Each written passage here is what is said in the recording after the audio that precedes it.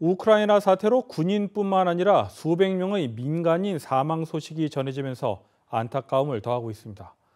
이 가운데 중국의 일부 누리꾼이 우크라이나 여성에 대한 도를 넘는 조롱과 성희롱 글을 올려 논란이 커지고 있습니다. 우크라이나 내에서는 반중 정서가 확산되는 분위기입니다. 김상은 기자가 보도합니다. 우크라이나 사태로 전 세계 곳곳에서 전쟁 반대 시위와 도움의 손길을 내밀고 있는 가운데 중국의 누리꾼들이 우크라이나 여성을 향해 성희롱 발언을 한 것이 논란이 되고 있습니다. 대만 중앙통신 보도에 따르면 러시아의 우크라이나 침공 이후 다수의 중국 누리꾼들이 특히 우크라이나 난민들을 향해 선을 넘는 발언들을 이어갔습니다. 우크라이나를 탈출한 미녀들이 갈 곳을 잃었다며 난민 중 미녀만 골라서 선별적으로 중국이 받아주어야 한다는 등 선을 넘는 댓글들이 넘쳐나고 있습니다. 심지어 우크라이나의 한 중국 유학생들은 지난 26일 중국의 유튜브 플랫폼으로 알려진 삐리삐리에서 우크라이나 사태를 조롱하는 영상을 올렸습니다. 이들은 우크라이나에서 버스 무임승차를 하려다 적발되자 가난한 나라, 우크라이나에 가지 마라, 자신의 돈을 가져가려는 것이다 라는 등 비속어를 섞어가며 조롱했습니다. 해당 영상은 대만과 중국 등에서 논란이 됐으며 전 세계적으로 공분을 사고 있습니다. 중국 정부와 관영 매체가 우크라이나 사태와 관련해 자국의 네티즌들의 악플에 대해 우려를 표명했습니다. 일부 중국 네티즌들의 도를 넘는 댓글로 중국과 우크라이나의 관계는 물론 우크라이나에 거주하고 있는 중국인들의 안전에도 악영향을 줄 수 있다는 판단에 따른 것입니다. 중국의 소셜미디어들은 부랴부랴 우크라이나 전쟁과 관련한 악플과 허위 정보를 차단하고 나섰습니다. 웨이보는 우크라이나 사태와 관련해 자극적 내용을 올린 105개의 계정을 임시 폐쇄했으며 더우이는 조롱하는 영상 6,400개를 차단했습니다. 우크라이나 주재 중국 대사관도 우크라이나가 역사적으로 심각한 고통을 받고 있는 가운데 우리는 그들을 이해하면서 도발해서는 안 된다고 강조했습니다. 이처럼 중국 일부 누리꾼들의 선 넘는 악플로 인해 중국에 대한 부정적 이미지가 더욱 확산되고 있습니다. KTN 뉴스 김상은입니다. 러시아와 우크라이나 대표단이 벨라루스에서 회담을 가졌습니다. 이번 회담에서 우크라이나가 러시아의 크림반도와 돈바스에서 철군할 것을 요구했다는 보도가 나왔습니다. 스푸트니크 통신은 28일 우크라이나 대표단이 러시아 측에 크림반도와 돈바스를 포함한 우크라이나의 모든 지역에서 러시아군이 철군할 것을 요구했다고 보도했습니다. 통신은 현지 언론을 인용해 벨라루스 고멜 지역에서 양측 대표단이 협상을 가졌다고 밝혔습니다. 이번 협상에서 우크라이나 대통령실장 고문이 이같이 말했다고 전했습니다. 크림반도는 2014년 러시아가 무력으로 우크라이나로부터 병합한 지역입니다. 우크라이나 동부 도네츠크와 루간스크 주를 일컫는 돈바스는 우크라이나 내 칠러 분리주의 반군 본거지로 알려져 있는 곳입니다. 벨라루스가 우크라이나로 병력을 보내 러시아 편에서 싸울 수도 있다는 전망이 나왔습니다. 미 고위 정보 관계자가 벨라루스군이 우크라이나에 침입할 가능성을 제기한 것입니다. 다만 벨라루스가 아직 직접적인 참전은 하지 않은 상태입니다. 벨라루스는 2월 10일부터 러시아와 합동훈련을 하는 등 침공을 지원해온 러시아 최우방국으로 알려져 있습니다. 우크라이나는 벨라루스를 향해 침략의 교두보라고 비판하고 있습니다. 한편 러시아가 우크라이나를 침공하던 당일 벨라루스 대통령은 벨라루스가 군사작전에 참여하지 않고 있다고 밝힌 바 있습니다. 연방질병통제예방센터 CDC는 오미크론 확산이 수그러들면서 새로운 방역 지침을 지난 금요일 발표했습니다. 보건당국은 신규 확진자뿐만 아니라 중증 환자에 초점을 맞출 시기라고 판단했습니다. 그 자세한 내용을 김상은 기자가 보도합니다. 연방질병통제예방센터 CDC는 지난 25일 새로운 방역 지침을 발표했습니다. 이제는 미국인의 70%가량은 실내에서 마스크를 착용하지 않아도 됩니다. CDC는 최근 일주일간 신규 확진자 수와 신규 입원 환자 수, 코로나19 환자의 병상 점유율 등을 척도로 코로나19 위험도를 측정했습니다.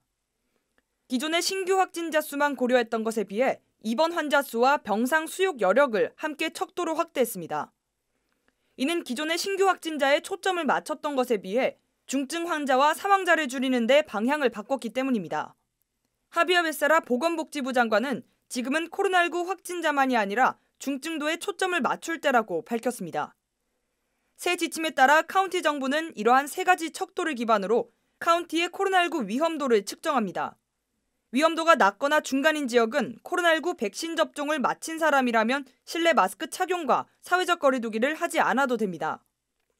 다만 위험도가 중간 지역인 경우 기저질환이 있는 사람과 고령자 등은 의사와 상담 후 결정할 것을 CDC는 권고하고 있습니다. 현재 조지아주에서 가장 많은 신규 확진자를 보이고 있는 풀턴 카운티와 귀넷 카운티는 위험도 낮음으로 나타났습니다. KTN 뉴스 김상은입니다. 귀넷 카운티 교육청이 관내 공립학교들에 대해 마스크 착용 완화 지침을 발표했습니다. 교육청은 학교와 교실에서 마스크 착용 의무화 대신 강력 권장으로 변경했습니다. 이에 따라 학생들은 마스크 착용 여부를 본인의 선택에 따라 결정할 수 있습니다. 한편 애틀랜타시 교육청도 오는 3월 1일부터 마스크 착용을 선택 사항으로 변경할 예정이며 디케 카운티 교육청도 변경 사항에 대해 검토 중에 있습니다. 다음은 대선 관련 소식입니다. 제20대 대한민국 대선 재외선거가 마감됐습니다. 하지만 투표에 참여한 유권자는 당초 예상보다 적은 것으로 나타났습니다. 김상은 기자가 보도합니다. 제20대 대한민국 대통령 재외선거 마지막 날, 애틀랜타 한인회관 투표소는 한산한 모습입니다. 주 애틀랜타 총영사관 관계자에 따르면 이번 대선은 재외선거 투표율이 저조한 것으로 나타났습니다.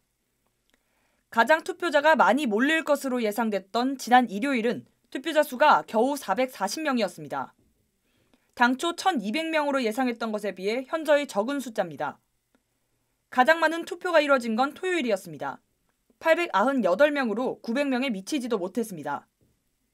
이번 대한민국 대통령 선거는 코로나19 감염 우려와 비호감 후보자들로 인해 투표율이 현저히 적어졌다는 분석입니다.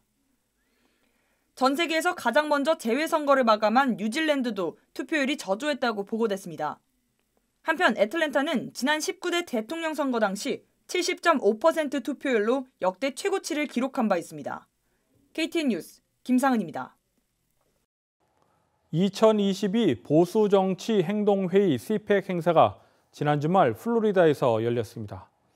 도널드 트럼프 전 대통령은 2024 공화당 대선 후보 경선 온라인 모의투표 스트로폴에서 59%의 득표율을 보이며 1위에 올랐습니다. 플로리다 주지사는 28%의 득표율로 2위를 차지했습니다. 미 보수 진영 최대 연례 행사인 보수정치행동회의 CPEC. CPEC 측은 이번 보수정치행동회의 참석자를 대상으로 2024년 대선 경선에서 누구를 지지하겠냐는 질문으로 스트로폴을 진행했습니다. 스트로폴은 비공식 온라인 모의투표로 밀집을 공중에 날려 풍향을 재듯 여론을 감지한다는 의미입니다. 따라서 구속력은 없지만 스트로폴에서 높은 지지를 얻은 후보가 대선 후보로 선출되어 온 점을 감안한다면 상징성과 함께 대선 후보 결정에 큰 영향을 미치고 있습니다. 도널드 트럼프 전 대통령은 27일 비공식 인기투표 여론조사에서 쉽게 승리했습니다. 보수정치행동회의 CPEC 참석자 중 59%가 2024년 공화당 경선이 오늘 열리면 트럼프 전 대통령에게 투표할 것이라고 답했습니다. 1위에 오른 트럼프 전 대통령에 이어 2위는 28%의 득표율을 보인 론 드산티스 플로리다 주지사가 차지했습니다. 마이크 폼페이오 전 국무장관은 2%의 득표율로 3위에 올랐습니다. KTN 뉴스 스티븐입니다.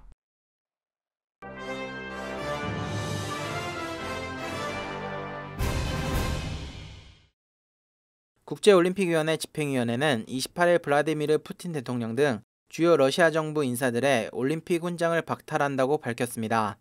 집행위는 이와 함께 러시아와 벨라루스 출신 선수를 국제경기에 초대하거나 참가를 허용하지 말 것을 국제스포츠연맹과 여러 스포츠 행사 주최 측에 공고했습니다. 이는 러시아와 벨라루스 선수들이 국제대회에 참가한다면 러시아의 침략으로 참가할 수 없게 된 우크라이나 선수들에게 공정하지 않다고 판단했기 때문입니다. 우크라이나군은 드론으로 러시아군을 공격하는 영상들을 27일 페이스북에 공개했습니다. 영상에 공개된 지역은 두 곳으로 헤르손 북쪽의 체르노바 예프카 지역과 마린마을 근처 지역으로 알려졌습니다.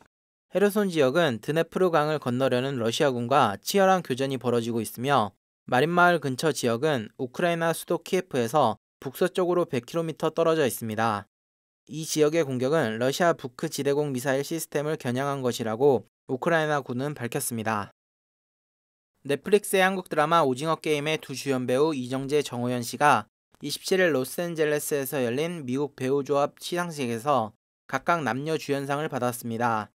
한국 배우가 TV 드라마 연기로 배우조합 남녀 주연상을 받은 것은 이번이 처음이며 비영어권 드라마 배우가 미국 배우조합이 주는 연기상을 받은 것도 최초입니다. 이번 수상으로 오징어 게임이 드라마 부분의 아카데미로 불리는 오는 9월 미국 에미상에서도 수상 돌풍을 이어갈 수 있을지 기대가 높아지고 있습니다. 다음은 코로나19 소식입니다. 오늘의 코로나19 현황을 김상은 기자가 종합했습니다. 2월 28일 오후 2시 50분 기준 미국 내 코로나19 누적 확진 환자는 8,059만 4,475명, 누적 사망자는 97만 3,674명입니다. 지난 주말 동안 신규 확진 환자는 13만 4,515명 늘었고 신규 사망자는 3,263명 증가했습니다. 주변 누적 확진 환자는 캘리포니아, 텍사스, 플로리다, 뉴욕, 일리노이 순으로 많습니다. 주변 누적 사망자는 캘리포니아, 텍사스, 플로리다, 뉴욕, 펜실베니아 순으로 많습니다. 다음은 조지아주 코로나19 현황입니다. 오후 2시 50분 집계에 따르면 조지아주의 누적 확진 환자는 191만 1,333명, 누적 사망자는 29,726명으로 집계됐습니다. 신규 확진 환자는 2,720명 증가했고 신규 사망자는 196명 늘었습니다. 다음은 카운티별 집계입니다. 풀턴 카운티 누적 확진 환자 18만 2,007명, 누적 사망자는 1,946명입니다. 지난 주말 동안 신규 확진 환자는 276명 늘었고 신규 사망자는 17명 늘었습니다. 귀네 카운티 누적 확진 환자 17만 2,905명, 누적 사망자는 1,664명입니다. 신규 확진 환자는 209명 증가했고 신규 사망자는 6명 늘었습니다. 이상 오늘의 코로나19 현황이었습니다. 이상으로 KTN 뉴스를 모두 마칩니다. 시청해주신 여러분 고맙습니다.